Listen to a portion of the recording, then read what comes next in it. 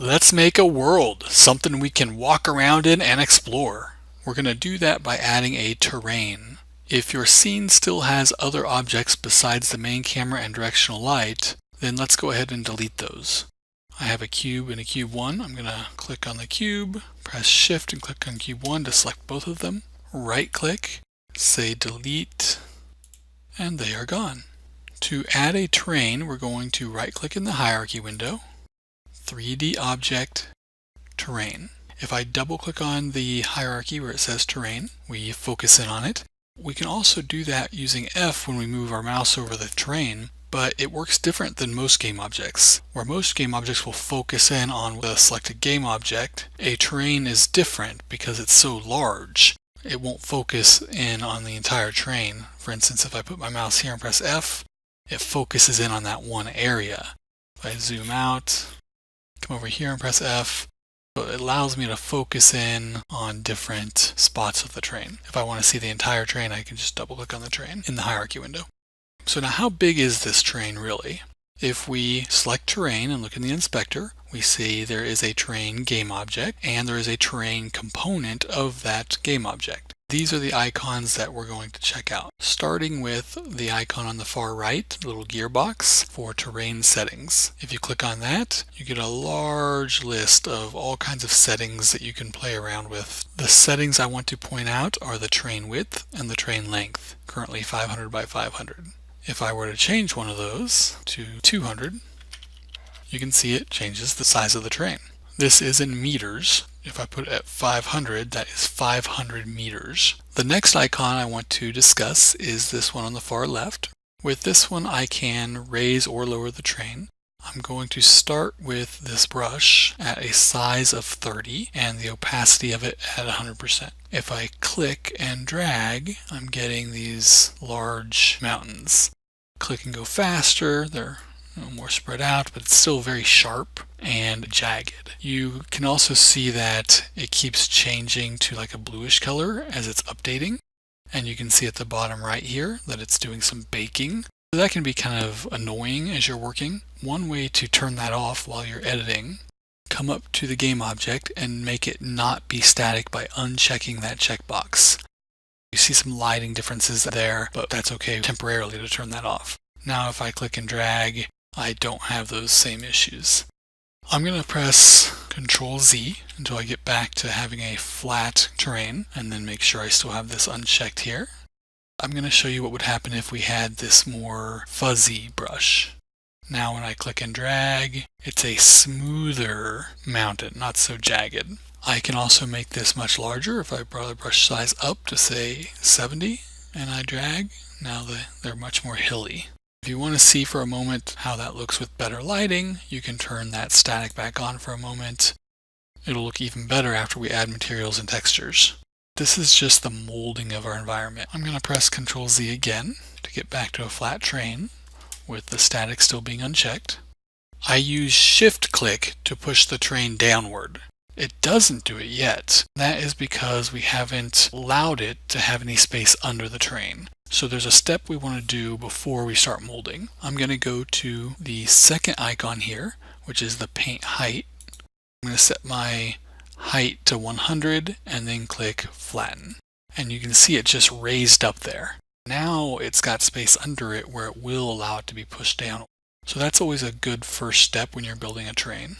Going back to the raise lower terrain icon, now I can click and drag to raise up, or I can shift click to push it down.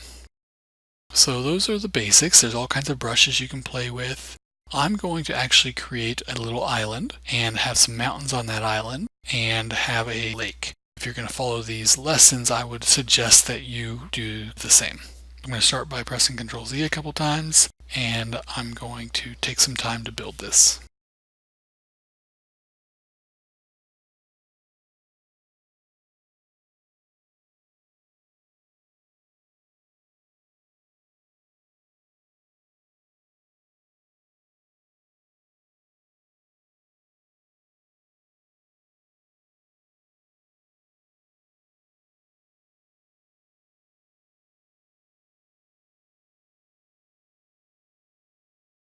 Changing the opacity means whichever brush you're using is not going to be used at such a strong impact.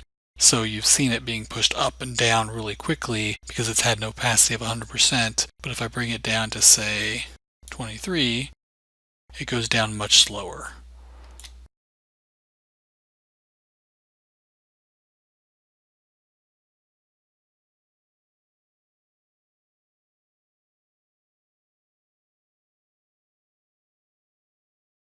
So I know my water is going to come up to almost the level of the flat area. So on this edge, I've made it kind of a sharp drop off. And then on this edge, I'm making it more of like a beachy area. On the back sides, I'm going to try to create some mountains.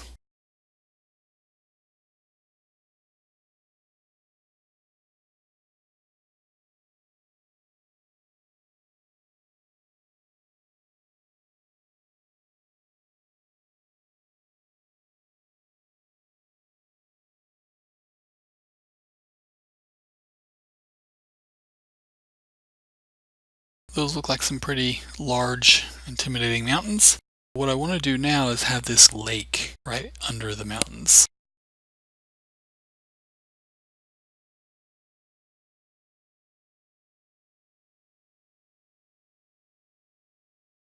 You can also look at different lighting by clicking on your directional light and just rotating it on the X, Y, or Z axis.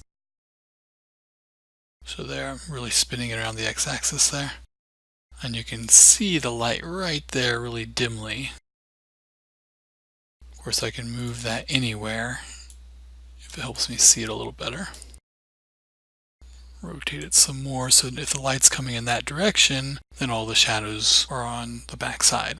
If the light is coming in this direction, all the shadows are on the front side.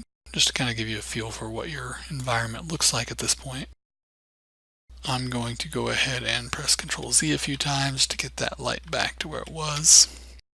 The next thing I want to do is put some hills in it, something that we can run over.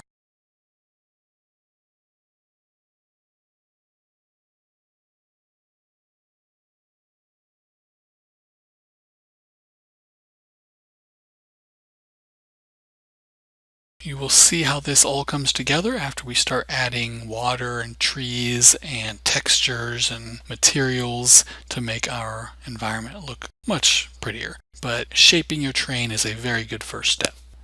We have actually not saved the scene. I can see that because there's a little asterisk up here next to sample scene, and it still has the original default name. So we should do that, and we should do it fairly frequently. File, Save Scene As. I can save it directly in the Assets folder, but I've already created a Scenes folder to put that inside of, and I suggest you do that if you haven't already. I'm going to go into that Scenes folder. I don't really know what this game is going to be about yet, so I'm just going to call this Scene 01. Save. Now you can see the name of the scene is up here. The asterisk is gone because it's been saved. If I come into the Scenes folder, I have my new scene. I also have the old sample scene, which I don't really care about anymore. I'm going to right click on that, delete. Now I have my scene 1 right here, and it's saved.